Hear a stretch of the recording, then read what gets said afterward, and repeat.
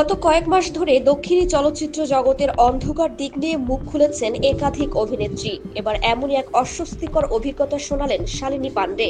দক্ষিণী সিনেমা অর্জুন রেড্ডিতে অভিনয় করে জনপ্রিয়তা পেতে শুরু করেন এই অভিনেত্রী। সম্প্রতি মহারাজ ও ডাব্বা কার্টেলের মতো ছবিতে অভিনয় করেছেন তিনি। এরই মধ্যে কর্মজীবনের শুরুর দিকের কিছু অভিজ্ঞতা প্রকাশ্যে এনেছেন শালিনী, যেখানে ভালো অভিজ্ঞতার পাশাপাশি তিক্ত ঘটনাও ছিল।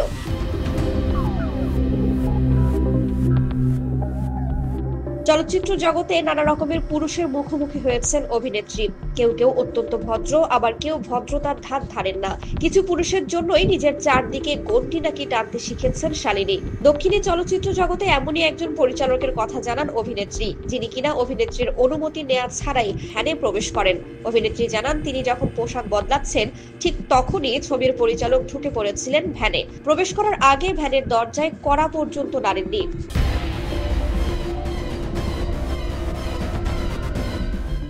এমন ঘটনায় চমকে গিয়েছিলেন শালিনী। অভিনেত্রী সাক্ষাৎকারে বলেছেন, তিনি ভ্যানে ঢুকে পড়ার সঙ্গে সঙ্গে চিৎকার করতে শুরু করেন। আমি থতমত খেয়ে গিয়েছিলাম। তখন আমার বয়স মাত্র 22 বছর। পরিচালক বেরিয়ে যাওয়ার পর কলাকুশলীরা বলেছিলেন শালিনীর ওইভাবে চিৎকার করা ঠিক হয়নি। সঙ্গে সঙ্গে প্রতিবাদ জানিয়েছিলেন অভিনেত্রী। শালিনী স্পষ্ট জানিয়েছিলেন, কারো ঘরে ঢোকার আগে কড়া নাড়া ন্যূনতম সভ্যতার মধ্যে পড়ে।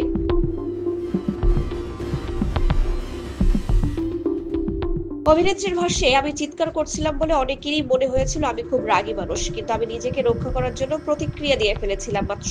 এই ঘটনার পর থেকে নিজের চারপাশে আরো সচেতনভাবে গণ্ডি টানতে শিখেছেন অভিনেত্রী।